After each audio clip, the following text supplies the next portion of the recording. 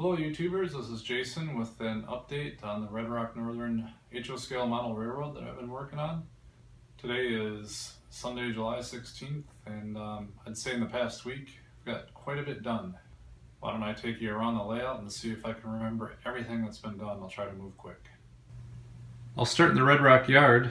So one of the things I've done is the amount of track has been kind of bothering me, kind of cluttering up the layout. So I removed right here, I removed one of the yard tracks, and I removed a turnout down at that far end. So I've reduced the number of tracks in the yard from 6 for blocking and so forth down to 5.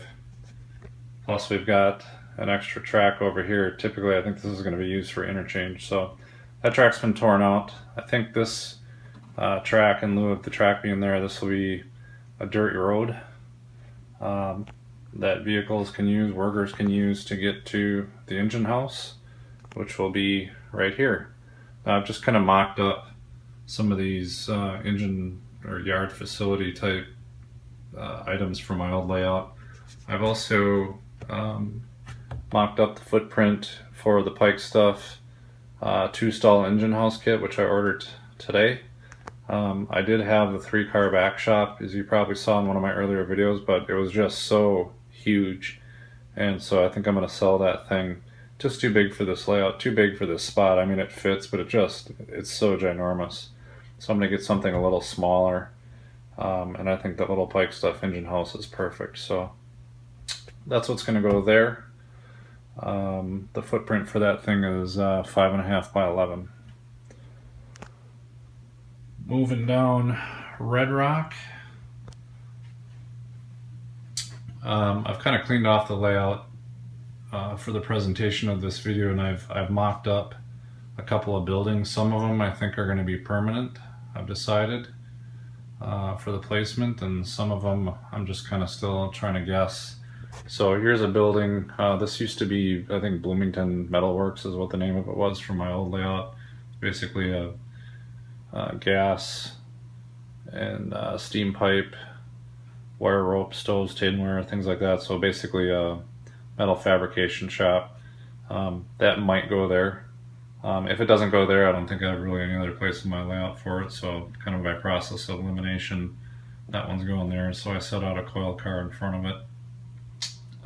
Also got a siding going in the back. The track plan allows for some kind of industry out here in the back to take cars from this track. Haven't really, it's pretty tight fit back there. Haven't decided if that's actually going to work or not. So we'll see. Coming around, I did some rework. So I took out that that turnout here, which leads into the yard, which removed the 6th yard track, so that's gone. That was right here. On this upper part, I had a little bit of an S-curve here on the bridge. It's going to go over George's Gorge. I tore it out from about right here to right here, and put a 6-inch. I crammed in about a 7-inch straight section here to remove part of the S-curve. It was causing some issues on locomotives and rolling stock that didn't have enough coupler swing, so that's all fixed. Coming around into Granite Creek, I've got my green silo mocked up here. Originally I thought this was going to be too large and I was going to get rid of it, but the more I thought about it, I was thinking maybe I could find something smaller, but I think I'm going to try to keep it for now. We'll keep it there. Again, this is pretty large. It's from my old layout, but I really love the grain cars and these types of buildings, so I'm going to try to keep it there and keep kind of this whole section dedicated for long strings of grain cars to feed that co-op building. By the way, I think I'm gonna rub off that decal and do some more weathering on this building. Off here, there's a spur Original design was for, I think, some kind of probably a team track. That's really all that's going to fit there. We'll see if that stays there or not. I haven't quite decided. It's pretty busy over here with that team track jutting out. If I do decide to remove the team track, I'll remove this turnout and just have a straight section in there. I really like the idea of a team track somewhere on the layout because this railroad's going to be for operation. That provides a lot of flexibility for car cards and waybills. We can feed a lot of fictitious industries that basically just use this team track, even though they don't have a dedicated spot on the layout. So allows us to use a lot more types of cars there. It's kind of a generic industry.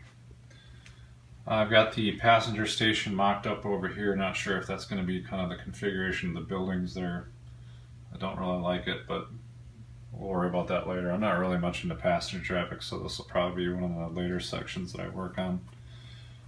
Down in Granite Creek, I've mocked up some more industries. I think this is definitely where Gruesome Casket's going to go because it fits really well there. Also got a lumber mill here. This used to be Bloomington Lumber from my old layout. That kind of fits right here for now. I don't know if that's going to be there or not. I realize it's pretty tight. I've got one other spot on the layout that could possibly go on. I'll point that out later. Here we have what used to be Von Hansen's Meats. I took the signage off. Now it's Mark's Meat Company, which was what the sign was on that building before I put Von Hansen's Meat over the top of it. So I'm pretty sure this building is going to go there. Again, this one's from my old layout. So that one's going to receive and take meat loads, or send meat loads, receive metal hooks, metal fabrication, things like that for meat processing. Over in here, we've got, again, these buildings are just kind of mocked up. This is supposed to be a street, so this is kind of supposed to be a city scene crammed into this section. Don't know that these are going to be the final buildings that go there, but they look good for now. Now we're back to the engine facility, so let's go up top. So we've got an industry back here, which is doesn't allow for a lot of room to put the industry in there, at least if it's against the wall. So this industry is either going to be a backdrop building, or I can possibly put the lumber facility, what used to be Bloomington Lumber. I can put that up there as an alternate location. That might work. I can also take this track, instead of it being straight, I can add a little bit of curve in here if I want. Passenger station just sitting up there, not sure if that's going to be there or not, but we need a destination for our passengers, someplace else for them to go on the layout, so I stuck it there.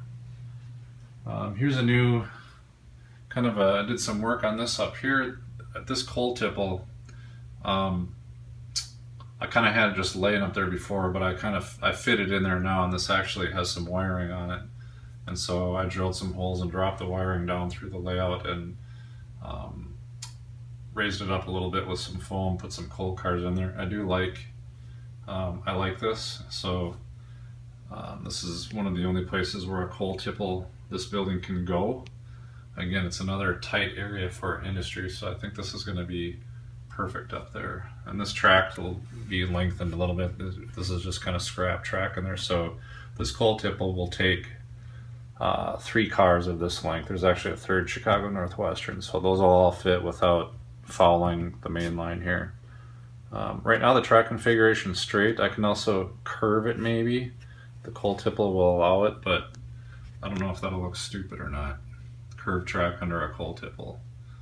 I think the curved track might give me a little bit more trackage for cars, but I'm not going to be able to fit another full car in there, so I don't know that it makes sense to curve that track there. I think I'm just going to have it stay straight like that. I kind of like it. Going over to this industry up here, I ordered this building today. So here's another backdrop building. This one is Walther's Armstrong Electrics. So this is going to be a building that's The size is 16, almost 17 inches by 1.5 inches deep. Sorry. And so that's going to go up against the backdrop. This has got a loading dock, so this will take for, as far as operations and loads, box cars and probably maybe even some coil cars, wiring, things like that. It's probably going to generate traffic between this industry and my, kind of my wire fabrication plant over here, manufacturer. So, all right, I think that's it as far as kind of the mocked up buildings. So another thing I'll point out that we got done actually today is we painted the backdrop. So the backdrop dropped I think it's 1/8 inch masonite around the perimeter of the room, the train room. That is now blue. Right now it's a single sky blue color. We may blend a darker blue for the top half of it. I'm not sure yet. We'll see how ambitious I get. Wiring. So going around the room, as far as the DCC system, a couple of things. I got throttle pockets installed throughout the layout. I think I got 5 or 6 of them. These will be kind of where they go. I'm going to eventually have hardboard or fascia coming down, so I'll pull these throttle pockets off, put the fascia on, and then the pockets will go back on. I also got the UP5 panels put up around the room, so we got a UP5 there, UP5 here. This one's flaky, so I ordered a new one this weekend, a replacement. The UP5 here, and we got a UP3 here. These are all from my old layout. I got the loco net permanently wired to all the UP5 panels. And speaking of wiring, I've got my first 2 Tortoise switch machines put in yesterday. So I put a Tortoise in this turnout. You can see that underneath there, and it works fantastic. Here's my toggle switch. I haven't connected it up permanently yet to 12 volt DC, but I did have my transformers out and tested it. Works great. And then I've got another Tortoise that I installed yesterday right here, and so that's under the layout there. I don't have the toggle switch on that one yet, but I got all kind of a whole box full of Tortoise machines and toggle switches that I pulled out of the garage. You can see I've got, also speaking of wiring, almost, I'd say probably 98% of the track is wired. I did some this past week. I did some work on really the last part of the wiring for track that I had to do was on this upper section. So I did some of that. I had to cut some grooves in the road bed and run wiring under the track. As you can see there, I got a spot over here, a spot here.